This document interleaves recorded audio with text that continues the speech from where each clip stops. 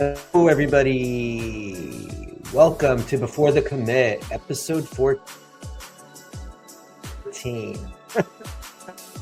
We're going to be covering Devcontainers and sandboxing for Claude Code. Very interesting topic. Kind of some under the hood, plumbing mechanics type stuff. In the Killam chain, we're going to talk about something called vibe hacking, a trend that's emerging or maybe just more well known now. And News or Noise, we're going to cover something interesting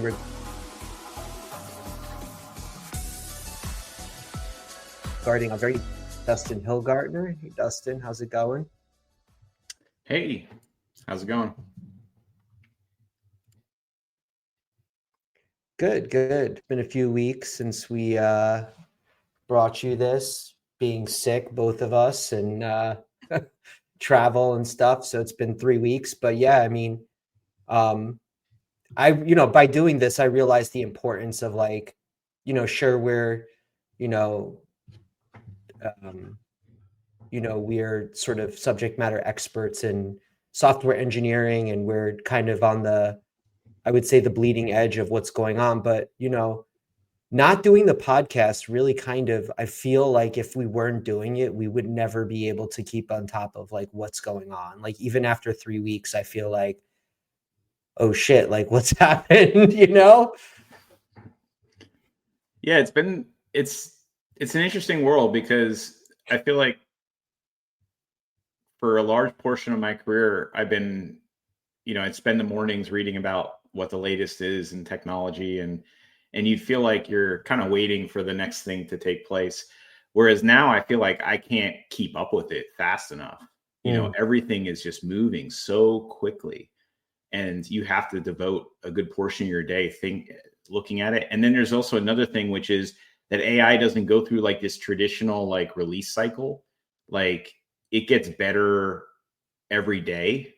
Mm-hmm. There's incremental changes being made to prompts and agent graphs and things like that. That's happening on a daily basis. Some of these things are self-improving, meaning they might be making adjustments to their own prompts over time. So it's hard to know when to reevaluate a vendor or a product. And sometimes you come back to something after some time and it's gotten way better, but it hasn't had a release notice of hey, this huge improvement has been made. I think that's been something for a lot of AI developers who have, perhaps looked at some of the development tools in the past and said, hey, this isn't quite there yet. A lot of those tools have really evolved without telling anyone. It's interesting. Yeah, I think about the, how long ago we both abandoned kind of OpenAI, and then with Atlas coming out and, the need to kind of circle back and, naturally, you're touching the LLM again. And, so yeah, very, very interesting. And there's so much going on. I mean, I read something this morning about lots of investments still happening in AI coding. It seems to be the most interesting, hottest area of AI. Speaking of which, there was a report today on more AI bubble, sort of circular money movement. Anthropic is investing or buying $30 billion worth of Azure compute from Microsoft, directly to use NVIDIA's, GPUs. And separately, when you look at these investments that are being made, or, capital expenditures, whatever you want to call them, I don't know if they're investments or, purely just, Anthropic needs to scale and the demand is there. I mean, $30 billion is nothing to sneeze at. I don't even know where they're getting that money from, if it's cash, if it's, VC money or whatever. But then you start to realize where the money is coming from, because Microsoft is investing $5 billion into NVIDIA for this deal, and NVIDIA is investing $5 billion back into Microsoft. So there's a net there of $5 billion. And then NVIDIA is sending $10 billion back to Anthropic. So you have Yeah. $20 billion that's exchanging hands and 30 billion going out the other way. And it's just like the weird, like people are just propping each other up with these billion-dollar investments. Yeah. I think we're in the stage where, like, I've heard I've watched some LinkedIn posts from folks that I know who are asking about, like, when is the efficiency going to come? When are we going to start getting models that are more efficient? A good example, like the human brain runs on like 70 watts, and somehow we're able to do a lot of this stuff. So when do you get the efficiency? When does the efficiency curve start being taken care of? And the answer is not now, not when this much money is being thrown around. It's after some of the players have been culled, and you go through some of the downturn, that you start to get some of those efficiencies because of necessity. I know when DeepSeek came out of China, that was one of the things that came up, was like, I was thinking the same thing, just as being you more efficient. Yeah. It's like, that's not how the business cycle works here, right? The first stage is that it's going to be about bigger data centers, more electricity, bigger context windows, just cram as much stuff into this as possible, is the stage that we're in right now. And then I think at some point in the future, the efficiency stage will be the necessity, when the money is not as fluid. At least that's my opinion. So I think this is just part and parcel with that. Like, right now we're in this and I'm not going to pretend like I know exactly what they're doing behind the scenes. I hear people saying it's circular and that's a downside. I also hear people saying that this is normal, and giving a whole bunch of examples of other things in the past that, we never really even talked about, because they weren't top news like AI is. So I'm not sure, honestly, but I believe that there's a lot of money being thrown around right now. And I think that the efficiency aspect of it will come later, for those that are commenting about why we aren't becoming more efficient. That's why. Yeah, and you could see it in other, like limits are being reached in terms of scale. And, it's really, governments are stepping in, and, things like, for example, like power, like electricity, you mentioned those things as well. Like, so yeah, really interesting. So yeah, let's jump into the tool of the week. And really curious, we talk a lot here about security, and the underpinnings of this topic are really around, some of the bad things you can do with an LLM having control over your machine. So like, as part of the tool calling, right, that Claude Code does, for example, like a very simple example is like why Claude Code, like one tool call that Claude Code handles better than, like, say, like, maybe a year or two ago, where you would shove as much context as you possibly could into, ChatGPT, and then you would be copying and pasting back and forth. And there's just no way to keep context. Like, so like things like Cursor and Claude and other coding agents, they use context clues, right? So like one tool call that Claude Code uses is the ability to grep a project for mention of something. And you could see these tool calls happening, if you start digging a little bit under the hood of what's going on. And so and of course, there's a settings file in Claude that allows you to allow listing, so it's not constantly asking you permission to, say, run an ls command or run a grep command. And for those that are not familiar, like, these are commands that help you find things within a file structure in Linux or Windows or whatever have you. So yeah, it makes sense that, Claude is, Anthropic is thinking about security features, because even with an allow list, you can do some pretty horrible things to your machine without even realizing it. And, developers are using these tools and may not fully understand, like, the full scope of what they're actually doing when they're agreeing or consenting to Claude to take the next action. And something like an LLM proxy is not going to deal with this type of thing. It's not going to deal with what's happening locally per se. I mean, you could certainly like limit what kind of tool calls are happening, maybe on the output side. But once those tool calls make it back machine, your machine is, Claude is going to have permissions or ask permissions to do those things. So yeah, I'm really interested to hear about this. It was a big preface to the topic, but yeah. Yeah, I mean, so there's two things that I guess we'll talk about. There's that Claude has, and really there's three things, because the third is you don't use either of them. And at that level, you still have protections, like you mentioned, like settings files and things like that allow you to have allow lists and deny lists. Now, the problem, if you've been using Claude or any sort of coding agent, is that, AI has, or these AI agents have, they're very committed to getting the job done. And you give them a set of tools and you give them a priority around which tools you want them to use. So for instance, you might give it a write tool that's very special, that knows how to write. But eventually you get to like, it needs a bash tool to be able to do some great things. So it has the ability to do bash. Now, you don't want it to use bash to write. You want it to use the write tool to write.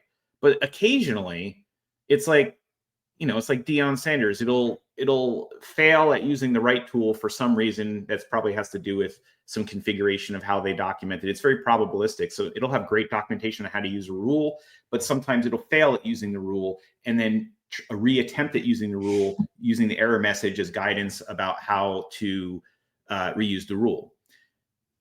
That all works great. That's all fine. And you can fine tune that by doing the prompts behind the scenes. That's honestly the reason why Claude Code is probably the king right now in IDEs, is because they've really got their prompts down. Their tool calling is all dialed in, so it makes less mistakes when it calls a tool. They've really done a good job in protections, which we're about to talk about with sandboxing and Devcontainers, and a whole host of things. They probably have their graph down much better, or doing it in a way that's more efficient, breaking down tasks, giving it to subagents, etc. All that makes up how their tool works well. Now, the problem is that these things will sometimes spin off of a path that you put them on. So for instance, you give it a write tool, you tell it to use the right tool. For some reason, it fails at using the right tool one time. And normally it would retry, but sometimes it occasionally goes, well, I have bash. I could just do, I could pipe a pipe to something else, or echo to a pipe to a file. There's a whole host of ways that it could go and do its job using bash and a shell script or something like that. So it'll occasionally go down that road and do bash. You might tell it, the right tool that Claude Code had handed it might have rules around what it's allowed to do when it writes, but sometimes it'll break out of that mold by using bash and going through the side path. So you find, if you watch it for long enough, you'll notice that it will take side paths through things sometimes that make you, from a security perspective, say, hey, benign in this circumstance, but, I'm not going to allow bash auto allow, because it'll occasionally do something where I'm like, don't do it that way. Do it the other better way. Or the read tool has rules around it that doesn't let it look at my .env. But sometimes the AI will use bash and then look at your .env. And you're like, whoa, you're not allowed to do that. So that's where sandboxing comes in. Sandboxing is, in Claude Code, you could do /sandbox. And really the whole idea behind sandboxing is to allow you to do more auto allows. Because what's happening is for folks that are starting to get the hang of this, or have had the hang of it for a while, their problem is that they want to, they're like an operator, getting dings on their computer from a variety of agents that are working on a variety of tickets, and they're going in there and checking on them. They want more time between the dings. They don't want to get a ding every single time it wants to use a bash tool, and they look at it and say, okay, fine, you can use it. They want it to just use the bash tools, right? Just go ahead and use everything you want. Just get the job done. Only ding me when it's really, really important. Not, can I use this bash tool again for the fourth time? Now, on the other hand, you don't want to just auto allow bash tools because it's going to spin out and do something potentially dangerous. And then when you talk about security, like what if someone injected some code? What if you're doing a PR on some sort of open source project and someone puts some sort of like vulnerability in there and you run it on your own machine? So sandboxing is also going to help you in that area. So what it is it when you do /sandbox inside of Claude, it wraps your environment in a virtual machine, and it locks down everything like almost like a deny-all environment. So all your network calls are going to be deny-all by default. All your file operations outside of your current working directory or your project are going to be deny-all. And it does this by hosting in a virtual machine, sharing, mounting folders, and having a proxy for the network rules. And so it locks all this stuff down. And so now you can do accept all on your bash scripts, on all your tools, including bash, because you're now sure it's not going to delete something outside of that folder. It's not going to do something naughty that it's not supposed to do. And then over time, as you hit into walls where it tries to go out the network this way, you can allow, okay, that domain is allowed, or okay, that port is allowed, or okay, that folder that's outside of our current working directory is allowed, but none others. You can finely grain the permissions so that you can have your tools run more and more in a sort of approve all by default mode. So that's what sandboxing is all about. I would definitely suggest checking it out. Is it the default? It is not the default. Why do you think that is? Well, because you'll find out when you do /sandbox the first time is you're going to run into problems right away. It's because you're going to realize just how much of your project was probably dependent on breaking one of these rules. Like, for instance, if it goes out and does a web search, it's going to ask you, can I do the web search? Can I do this domain? You're going to all of a sudden have to think about what permissions you're going to have around what searches it's allowed to do. If you have third-party libraries that are reaching out to do an API key or an API call, those you're going to have to poke holes for. So those are going to break right away. If you're doing Docker related stuff, you're going to have to really set up Docker in a proper way so that you can set it, you can poke holes through the network, etc. So there is some configuration that you're going to have to do out of the box, but once you go through that configuration and you get your project dialed in its specific needs, you are now in a much safer environment where you can allow things to run with auto approve and not worry that it's going to go mess up your machine or mess up your environment in some way that you're going to regret. So that's sandboxing in a nutshell. It just do /sandbox. It locks you down. And then there's some work to poke the holes you need. But what's nice is when you're using sandboxing and you run your application for the first time and it breaks because it tries to do a network call or tries to do this, you'll get an error that'll tell you, try to do this network call, and you have the opportunity to say, accept this in the future. So it kind of helps you poke the holes for you as you go through it the first couple of times. So eventually, just by using it, you're going to get it dialed into where you need it. So it's a more declarative, it's a more like thoughtful way of developing. When you install that new dependency, that you're going to have to poke a hole for it, and you're going to have a Git commit that shows the hole being poked. It's a much more thorough way of getting it done. Devcontainers, on the other hand, is similar in a sense that it's creating a Docker container for your environment, but it's much more about creating a consistent experience for all your developers. So that, a good example, a lot of people use v-env or virtual env, v-env, or whatever you want to call it, to accomplish similar things locally. But this really helps you across your whole team dial it in. And what's nice also is that eventually your dev container can be your build container too. So you can share the same container across both, which gives you consistency across your dev team and your build operations. So you don't have to worry about silly things like, oh, well, it worked on my machine, but it didn't work in the dev build machine, or it didn't work on developer B, but it worked on developer A, because they all have a different combination of npm installs on their own machine, etc. So it takes care of all that stuff for you. And it's So a much would more the CI/CD environment also benefit from the sandboxing, like security features? Absolutely. Yeah. Like, you may want to run your CI/CD pipelines in a sandbox. You may want to run your other types of, like, you might be using Claude Code in its SDK version somewhere in some container or in some environment somewhere.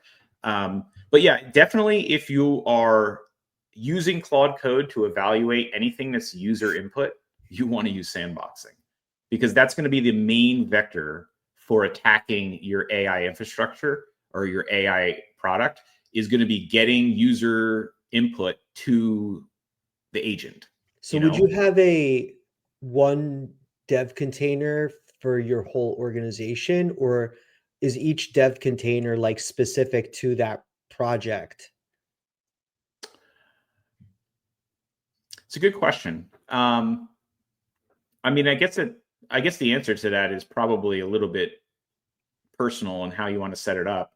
But I imagine you could probably have a base image that's at the organization level, and then you have every other dev container that has some sort of specific aspect to it. You can have that build upon that base in the Docker container, in the Docker image. So that would be the way I would suggest to do it. But I think most teams would probably just have a different Docker dev container.js in their repository.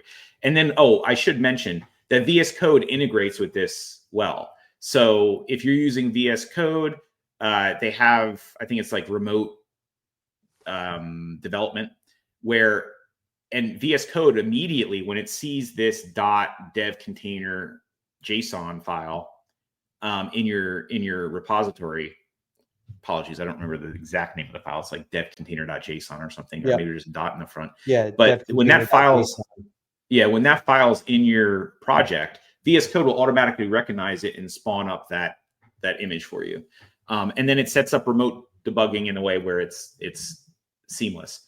Now, the first thing I thought was, well, what if my project is Docker?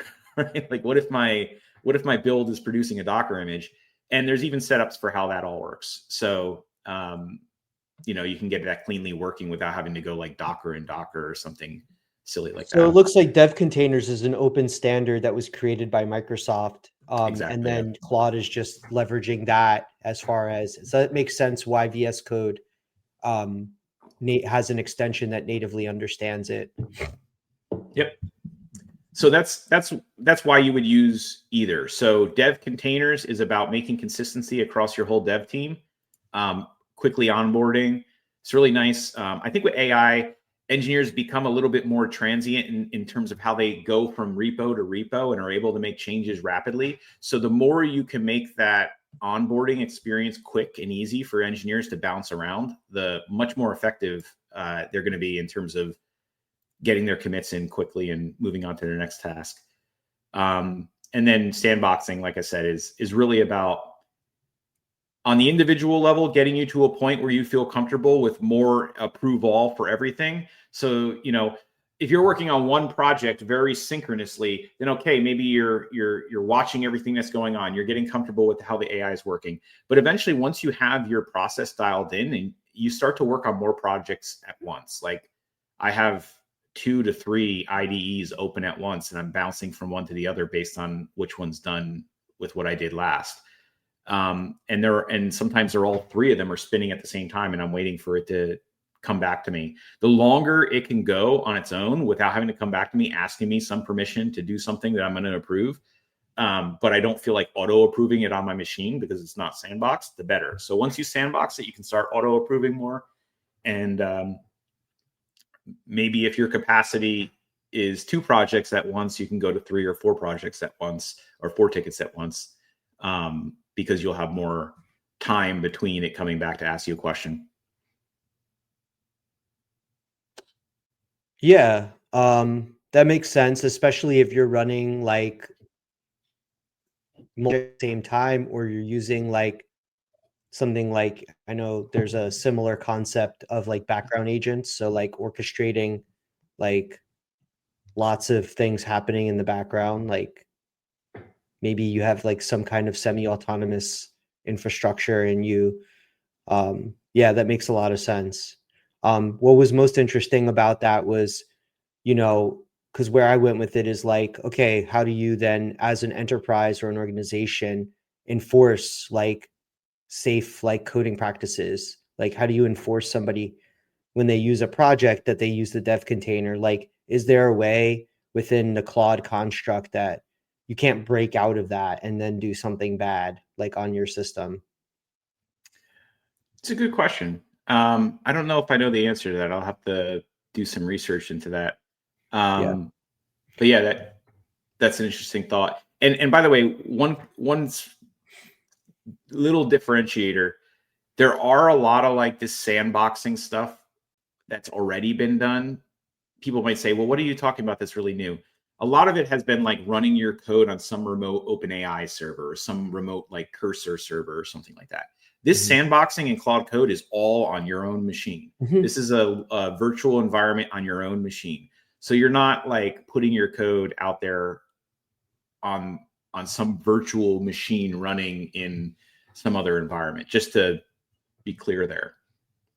Yeah, that makes a lot of sense. And yeah, I mean, developers want to use their own systems. They don't want to be coding in a web browser. It's not, you know, I'm sure it can be done for some stuff, but I don't think we're quite at the point yet of like IDE-less programming, like, or like laptop-less programming. Like, I think there are some things, like, for example, like, you know, the website for the company that we work for, like, we make changes in GitHub and we're orchestrating Claude in a pipeline. But Yeah. occasionally you need to drop down into the IDE. It's not perfect. And I don't think the goal is for it to be perfect. It's just that you can quickly, I mean, I can open my cell phone and I can have an idea and I can mock that up like without Yeah. ever opening up a laptop, and I can review it, you know, I get an alert on Slack and I can review it in a, or I get an email alert and I can review it in my, on my phone, you know, in a staging environment. Um, so yeah, it makes sense that you would want to have this feature. Um, yeah, if you're running like, if you're copying and pasting code still in a web browser, you know, there's limitations to that. Yeah, the sad part is when I talk to companies out there, there's still a lot of copying and pasting going Mhm. on in the AI world, and part of that is that there's a lot of organizations that kind of they haven't put out an opinion yet about AI internally, so they are kind of saying we don't use AI internally, but folks are using their own personal accounts or maybe on a team by team basis they might have a You're team using it account. internally. Yeah, they're using it internally. I mean, This is shadow AI at its finest. it's it's funny. It really is funny because And scary. now I use AI to write my responses in emails to like to customer. Like if I have to itemize a whole bunch of things, like and I have to send an update on something customer service related or something to a product I bought, I'll have AI write it and send it to them because it's much more concise than my babbling. And it's quicker and faster. And I'm sure the person on the other end appreciates a nice response. And then they'll respond back to me with AI too. And I like it. So it's like, there's a lot of that going on. I'm sure everyone's using it to make what they write more concise and more worded properly and spelt right and et cetera. Um, but I don't think every organization has their head around how to secure it yet, how to acknowledge that it's being used. So they're kind of in this middle ground where it's being used insecurely. But the organization is kind of saying, well, we didn't say they could, but they're also not like going around and beating everyone over the head if they used it. So hopefully we're moving into the next stage where like there's a lot of tools out there that are available. There's a lot of expertise on how to secure this stuff. A lot of the stuff we've talked about on the podcast here over the last 14 episodes have been in that arena. There's a lot of things you can do to secure this. So if you're in an organization right now and you aren't securing this,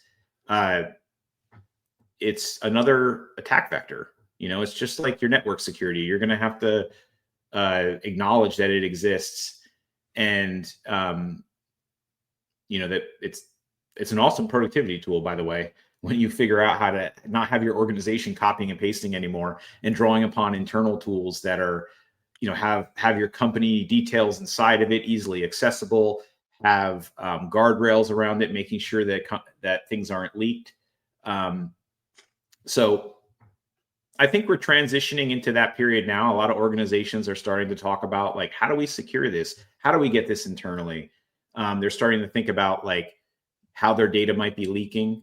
So yeah, I see the market transitioning, but you still see a lot of people copying and pasting too. Yes, that's something that we'll cover in a new release that Google came out with. But I wanted to transition into the Killam chain because it really brings up an interesting attack vector, specifically around some of the things you can do with doing a takeover. Meaning, if for whatever reason you have access to these tools, there's some terrible things that you can do. And there was an article a few days ago. It was actually late last week. You know, there was some buzz about it before, but Anthropic finally came out and said that they had a report in mid-September that somebody was using Claude Code to actually execute a cyber attack. So it was a Chinese state sponsored group, and they manipulated Claude Code tool into attempting to infiltrate into roughly 30 global targets and succeeding in a small number of cases. The operation targeted large tech companies, financial institutions, chemical manufacturing companies, and government agencies. We believe this is the first documented case of a large-scale cyber attack executed without substantial human intervention. And then they talk about how they mapped it out and mitigated it. These attacks are likely to only grow in their effectiveness to keep pace this rapidly advancing through. So yeah, I mean, you can imagine that, like, you know, if somebody downloads code onto their machine, a project, an open source project, and there are context clues or ways to even an insider to execute a large scale attack using these tools from the inside, you now have like a team of hackers that is available at your disposal with all these amazing tool calls and,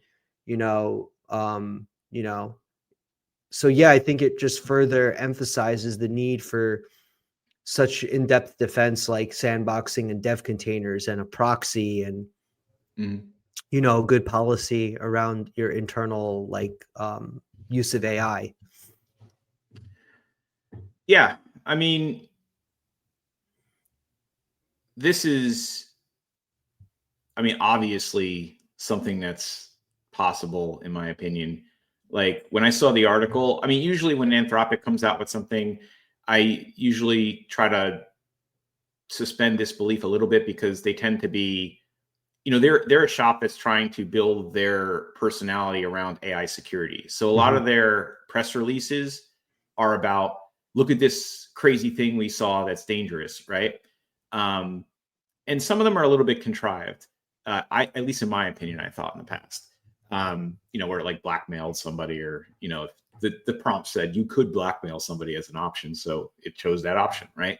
But this one is definitely a real thing. Like I know 100% based on my own usage of AI that I could build something like that. So it's surprising to me that it took this long. I'm sure there's probably a lot of other successful ones that have taken place. They're probably low scale, like type efforts, like more like kitty scripting type generation. Yeah. Not actually using AI to orchestrate a massive attack. Like, maybe But it's it's you setting up your own definitely, farm, doing it, not using a third party to do it. yeah, it's definitely capable of doing this right now. Now, what was another thing that was interesting about the article was there was human intervention. So they had like a human in the loop aspect Yeah, to it it. said little human intervention. Yeah, little human intervention, but there was a few cases that they said a human jumped in. So this just goes to show you that like this stuff is very powerful, because Mhm. not only is this like automation you can run where it's got a set of tools, it's got reasoning, and it's got a graph loop that it's going through. It's got a whole org chart of other agents it can talk to that have its own set of tools and reasoning. And it's going through all of this stuff, reasoning about what tool to use next, what it found. Oh, I Mhm. saw this. Maybe there's a vulnerability. I'll go ask this sub agent to build this tool. And then it's doing this all automated, right? Yeah. Yeah. So it's incredibly powerful. And this might have not even been, this could have been a crude version of it, but it could get so much more sophisticated than that, and it will over time. And not only that, but it can start to improve itself based on the types of graphs you can build behind the scenes. It could start to get better over time based on past results it's had. All this stuff is very interesting. And then even when it fails, it can drop a human in to pick up where it left off, and finish the job, or give it another suggestion. Hey, why don't you try this? So it just like it increases the productivity of software developers, it increases the productivity of hackers. It turns a single hacker, into a director of a legion of hackers. Um, and just like it takes an engineer and turns them into a director of a legion of engineers. So I think that as more and more people start to learn how this works, and then also once the tooling is dialed in, so it becomes easier and easier for the script kiddies to take what folks like us have built and manipulate it into something of their use, these things will become more and more sophisticated over time. And it's not a surprise. In fact, it's a perfect example of what you could do with these tools, both for good and bad. And so the pen testing industry is going to be interesting, because pen testing is going to get so much better. Mhm. You're going to be able to have like an army of people attack your network and find all the holes. So I think it's going to be a boon for security. There's going to be a lot better security tools for finding all these holes. Yeah.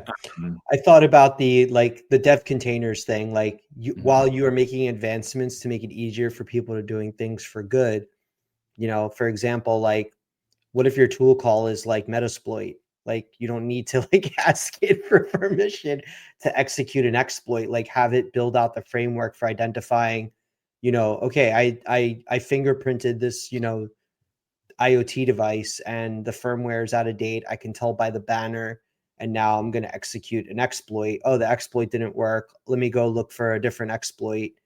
Mhm. And it has the full permission to execute all that stuff. And then the second thing that I thought of was like, you have platforms like Base 44 and Replit, like that are designed for people to do no code. Like, it's very easy today for somebody that has an idea for a mobile app to go and build a mobile app without ever knowing how to code, knowing much about how to get an Apple developer license, or, it's all very, very simple. You just pay them like a fee and you get access to build your app from soup to nuts. And those things are only going to get better. But then I thought about like, like you can go on the dark web, like, using Tor, and onion routers, and you have access to all these like, hackers for hire and kind of really illegal type things that you can do. I mean, we've seen like things around like how ransomware organizations are run like, corporations, like we've seen the Telegram chats Yeah. and how they have divisions and departments and how they pay them. Like there's a payroll system, and it's very, very, very well orchestrated. And you can see that I guarantee that these things exist today where you can basically go and put in a URL for a website and it'll go and do a targeted attack. It'll build targeted exploits for it in probably, fractions of a day, if you will. Whereas in the past, like, you would pay somebody to do a targeted attack and, you'd pay them in cryptocurrency and it would be concealed. And so, yeah, like the rise in paid bounties for attacks are just only going to, that business, if you will, like that dark business will only get better or grow, if you will, say better. I remember that back when I was working a little bit more in the field of looking at breaches and stuff like that. I remember that, and this was a while ago. So this was before AI had really blown up. But ransomware, it's so big, they have like affiliate programs where like there's a main ransomware, and then there's all the people who are like, yeah, if you get it on a computer, you get a percentage of the money. It's like a whole affiliate. Like the distribution is a network of people, just trying to make a dime off of like an affiliate relationship. So it's very sophisticated. It's huge in, the countries around the world that perhaps don't have as much protections around those things, similar to how you see like human trafficking when it comes to like these call centers where they're trying to get you to get gift cards and stuff like that. There's a huge industry behind this. In some cases, just whole buildings and workforces and stuff like that. So it's AI is going to make it better and worse. The tools to find these holes are going to be better, and then also the folks that are on the other side who are going to be able to do much more with less. Now you aren't going to need a call center full of people in some random country trying to scam seniors out of money around the world. You'll just have a computer that's acting like a building full of scammers, and it's just going to be an agent out there doing stuff. Now, to be fair to Claude, there was a lot of effort that these folks had to go through to get this done, because Claude itself will try to stop you from doing it by simply saying, I'm not going to build that for you. But the problem is that a lot of these things are dual use. So like, you could say, oh, Metasploit, why does it exist at all? Well, it's an important tool for attacking your own network and trying to figure out why or where someone might get in. So, it's a double-edged sword. If you're building security tools, you're basically building hacker tools. Yep. I mean, it's just like the way of the world. Like the more that you innovate, like things are good. Like even with quantum, like, we've had to think ahead, and yeah, it's an arms race for sure. Like to pivot into the news or noise. So before I get into the topic itself, we were talking a little bit about no code type coding solutions like Replit or Base 44. If you're not familiar with those things and you're not a developer, you should check those things out, because you can really, as an entrepreneur or somebody that has an idea, you can really test your theories out a lot faster. You want to build a game. The ability to build stuff today and not know stuff about software engineering, especially if you're young and you have aspirations or you have an idea, definitely these are very inexpensive ways to test out your ideas. So on that front, we're going to talk about a new product coming out of Google called Google AI Code Studio. But today, Google announced Gemini 3 that just came out. And I haven't read the article. I literally just saw it. It was released 12 minutes ago or 2 hours ago, whatever it was. They're saying the benchmarks are better than GPT 5.1, which was just released. And the reason I mention all of this is that it's one of the models that's available in Google AI Studio.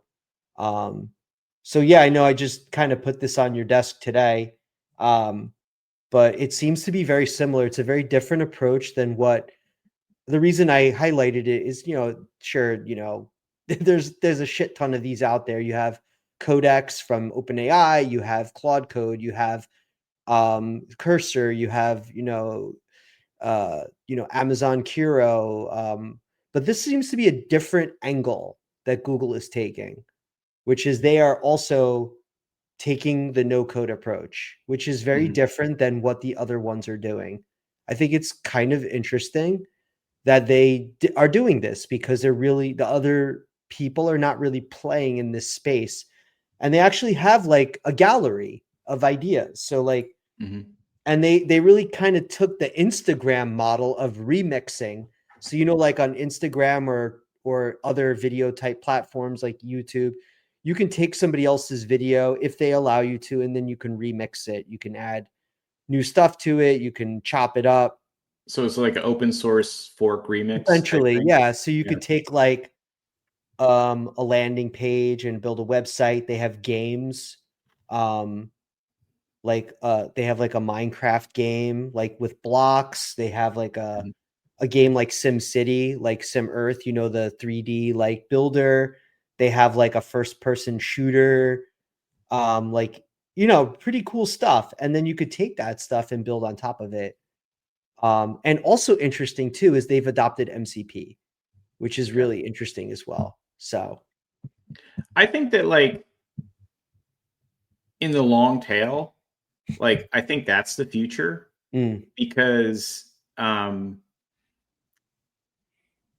like the no code, right? I think ultimately everything is automated to the point where it's like no code. But I think that there's some amount of time that nobody knows how long, it could be 10 years or longer, that it takes to get to the point where you can do sophisticated things with no code, because you can get to an awesome demo with no code, but the problem is are you ever going to be able to secure an enterprise application or scale it with no code? Probably not.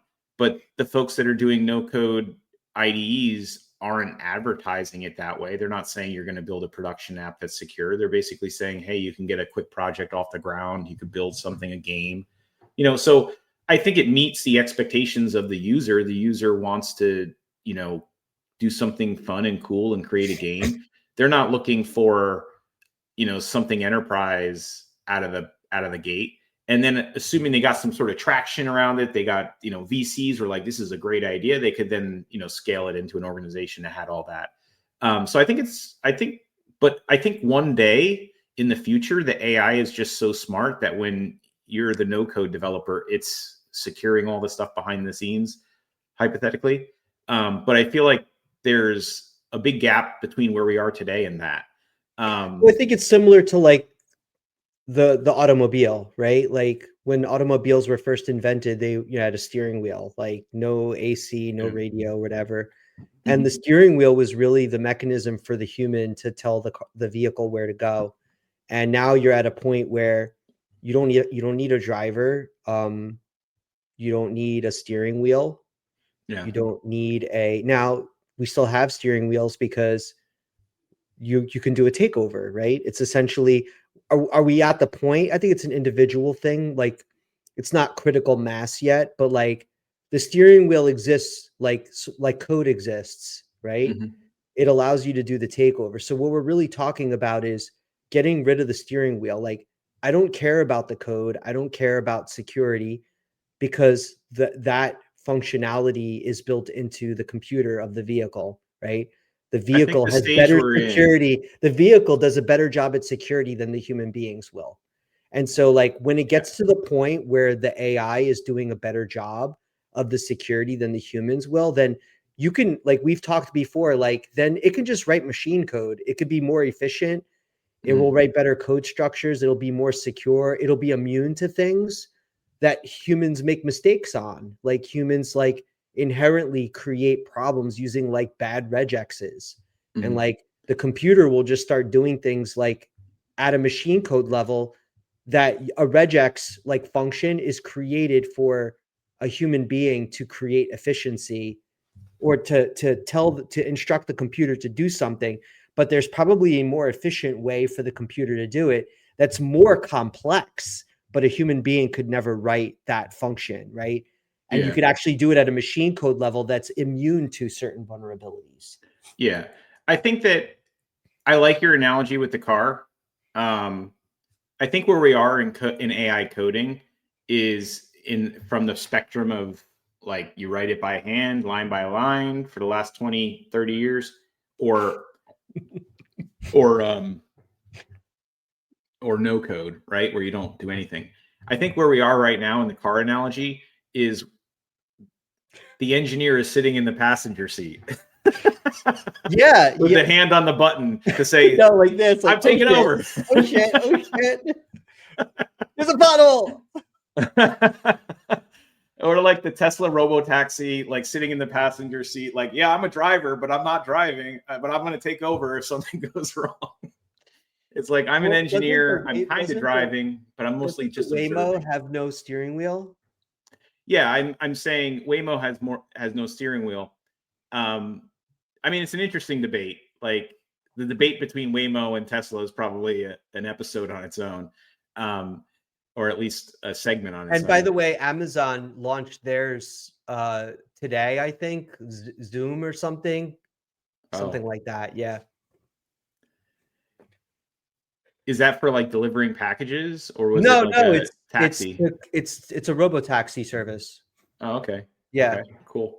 It's not Tesla's robotaxi, but it's in that, robotaxi is meant to describe this industry. Yeah. Yeah. I mean, on the note of like how this stuff improves behind the scenes, like I feel like the general public is probably not aware of like how the Teslas have improved behind the scenes. Like they've gone from like, I think a year or two ago where you wouldn't go, first of all, you couldn't even use self-driving on regular roads like some amount of years ago. You had to only use it on highways, and it was fairly good at highways, but you'd still watch the hell out of it. Then when it started doing regular roads, it was like you'd go 10 minutes before you'd have to take over, not even, because it would be always making some sort of mistake. Maybe not an unsafe mistake, never an unsafe mistake, but it would make a mistake that would be like, oh, I'm taking over. This is just annoying me and probably annoying the person behind me. But now, and it's gone through, a spectrum where it's gotten better and better and better. Now, I think it's been like 6 months to a year before I've had to take over. Like, occasionally I'll take over when it's a speed bump, and I'll go over the speed bump and not see whether it's going to do it. But now even those I don't even watch anymore. So I can, I'm supposed to watch it, but I feel like it's to the point right now where I could probably fall asleep and it would get me there 99.9% of the time. So I know they're on the verge of, and by the way, when you look at their stats, like their stats are, I mean, awesome. If you take them at face value, they're saying that they're like 3 billion miles recorded of autopilot, and they've only had 2 deaths. According to the national average, wow, with 2 billion miles, they should have had 82 deaths. Humans would have 82 deaths in that. So if their numbers are correct, there's, close to 80 people who are alive that wouldn't be alive. Yeah, I'm interested. Where I'm interested in is how it like when you can get to a place of like everybody using the same technology, like how much more efficient does like travel become? Mm-hmm. The impact on like, like in the US specifically, like if you've ever been to like a foreign country and seen like especially Europe or mm-hmm. Japan, and see the way that they use like rail transit, like how sophisticated it is. And how the U.S. prioritized in the 50s, like with Eisenhower, the highway system for, for travel, and not necessarily made investments. And you're seeing lots of capital investments here in the Northeast corridor where I live in northern New Jersey. They're rebuilding bridges that are hundreds of years old, 100 years old, mm-hmm. tunnels through, under the Hudson River, like. That's awesome. Like crazy stuff, but billions of dollars to rehabilitate for a very narrow section of the United States. Granted, mm-hmm. it's a very well populated part, but like you're talking about from Boston to DC, that's like a very, very small portion of the US. The only way to really travel fast across the country is via air travel. So I'm really, those types of things, whether it be freight or, travel, like how do you make traffic is a huge problem in the United States, like just congestion, and like a lot of it is humans just, it's probably worse now with people looking at their phones, like, looking up, looking down. I'm guilty of it, Um, so yeah. I truly believe that this technology, and by the way, I've gone through stages. Like when I first heard about self-driving cars, I was like, I like driving too much. I want my freedom. Right? I want to drive. Don't tell me I can't drive. But then when I got the option, I was like, okay, I'll try this out. And then it got better and better and better. And now I'm to the point where it's like, sometimes I want to drive. Sometimes I'm like, I don't feel like driving right now. Yeah. You know what? I don't feel like driving right now. Happens a lot more and more the better it gets. Right. And then, I can't remember who said it on a podcast, but someone had mentioned they're like, are you going to put a steering wheel on the robotaxi? And because they want to drive, or on the cybercab. And Elon was like, no, we're not putting a steering wheel on the cybercab. And he goes, trust me, you don't want to drive, even though you think you want to drive. And the other person was like, no, I want to drive. And Elon was like, okay, when was the last time you've been in an Uber? And you thought to yourself, wow, I really wish I was driving right now. And as soon as I heard that, I was like, that's true. That's 100% true. You actually would prefer to be on your phone and doing whatever you want to do, watching a movie or, answering emails. It's a good, and imagine you could get in your car, go to sleep and wake up at the destination. You could just, take a trip to Florida and just fall asleep in your car and wake up in Florida the next day. I mean, for the digital nomads and the people, working that, doing the whole vehicle living and stuff, it's going to be a pretty awesome experience for those folks. For sure. So there's a lot of cool things that I think are coming out. Also, one thing I heard, I know Grok 4.1 just came out, which is pretty cool. And it's got some new emotional aspects to it where it better talks about certain topics. It gave some examples of that, which were interesting. And then there was like, in true Elon fashion, he's hyping up the next version, Grok 5. And he mentioned that Grok 5 is going to, beyond being like, exponentially better than Grok 4, it was going to process real-time video in real time. Now, for those that might be somewhat familiar to where the market is right now, you might say, hey, I already have video on ChatGPT or video when I'm talking to Grok or something like that. But that's video that's like kind of, it's a little, I don't know exactly how it's working behind the scenes, to be honest, but I think it's more like you still have to ask the AI agent, hey, what do you think is going on right now? And then it's like looking at a screenshot of what your video is right now and answering something about it. It's not watching in real time, frame by frame. So it misses like if you have a video and you say, what kind of car is that? And it's driving by, like it's going to say, oh, that's this type of car based on a picture of the car.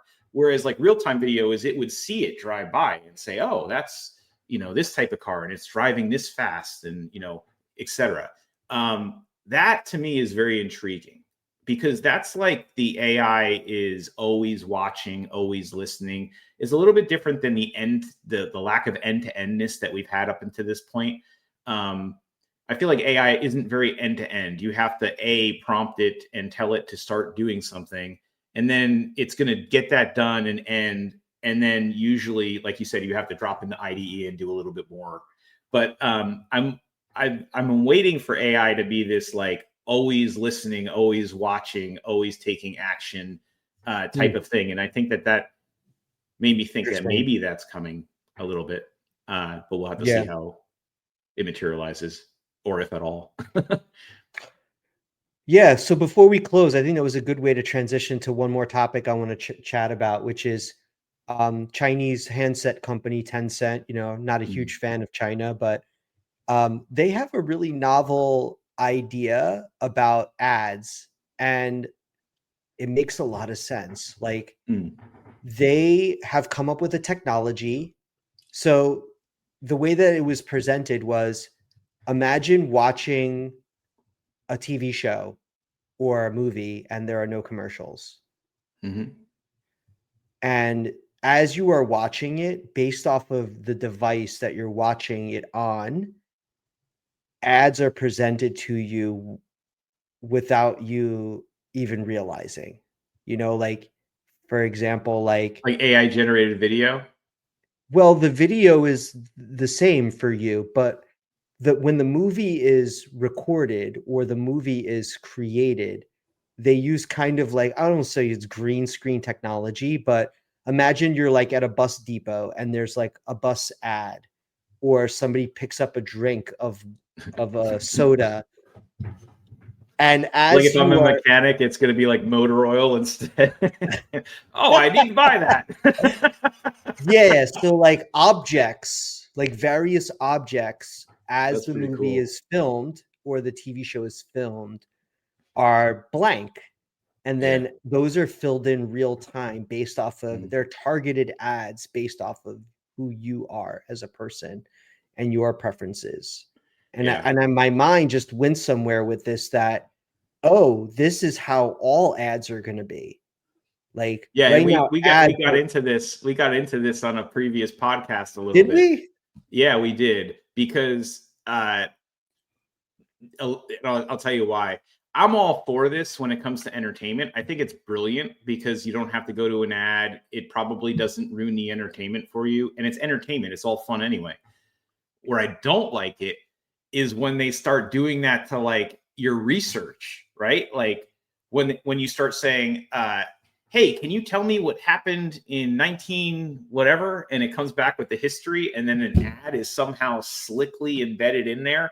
Or when you say, hey, can you do some research into the best weed whackers, and it comes back with like the Google approved list of AdWords that in other words, when the AdWords, when the advertisement starts slipping into your queries in a way that like degrades the accuracy of them or degrades the usefulness of the data, that's where I don't like. That's where I feel like No, also it this can was get dangerous. specifically around Mhm. about films and movies and I like shows. And that. here's I how love it that. works. I love that AI idea. detects everyday objects in a scene. Oh, it's not even pre-recorded. Oh, okay. Here's how it works. AI detects everyday objects in a scene, a billboard, a cup, a car, and dynamically replaces them with brand logos based on your location, interests, and browsing behavior. Yeah. If you're in India, the actor's coffee might show Blue Tokai. In US, it becomes Starbucks. Same movie, same moment, totally Mhm. different brand, personalized just for you. This isn't just product placements, it's hyper personalized, real-time advertisement powered by AI already being tested by millions of users. If it scales, it could eliminate disruptive breaks forever, giving entertainment companies a new revenue stream and viewers a seamless experience. No interruptions, no skips, just stories with ads blended so perfectly you might not even notice them. Yeah, I mean, like I said, I love it for movies. I love it for entertainment. But when it's Yeah, like no, you don't something want that's tainted. You want this, biased results. like if I'm watching the news though, I don't want like India's Prime Minister Modi picking up a Starbucks cup before he does his speech, and then I'm getting like this jaded idea of like what's going on in the world. You know what I mean? But in entertainment, I don't mind it, right? I You think that's might get brilliant. that. I mean, at the That's end of of the course we're day, gonna get that. You're news gonna get companies, everything. news at the end of the day, a news company is still funded by the same ad revenue that your favorite TV show is. News There's no companies real are difference. entertainment at this point. They're entertainment companies. Sure. Yeah. Infotainment. Yeah, for Um, sure. that's the part that I'm cynical about. But the movie thing, I think it's a brilliant idea. I think it's a great idea. Um, because you're suspending disbelief when you're watching a movie. It's all manufactured. It's supposed to be entertaining, and slipping in a, you know, uh, who doesn't like, I remember when I was, like you can do it very well. Like I remember when I was younger, we watched when that movie Wayne's World came out. Mm. He Oh goes, yeah, yeah, yeah, yeah, yeah, yeah. he saw the Pepsi, and I was like, I thought that was hilarious. That was brilliant. right? That was a brilliant usage of product placement and advertising. I don't mind that at all, but I don't want, a news story to pull out a Pepsi that didn't happen, Hey, just because you don't want it to happen, Dustin, doesn't mean it won't. It will. Yeah. It will. I mean, there's all kinds of stuff happening in news today that is ad driven and you don't even realize it. Certain books or movies or, authors are put out in front and, there's messaging and yeah. And again, this would be a global thing, not just a US thing. Yeah. So, well, thanks everybody for joining us. We'll be back next week and I'm sure we'll have great topics to talk about. Definitely you think we should dive into the topic of the future of automotive as it relates to AI, because I think that's a really interesting topic. I know you have a lot of passions around it. See y'all next week. Take care.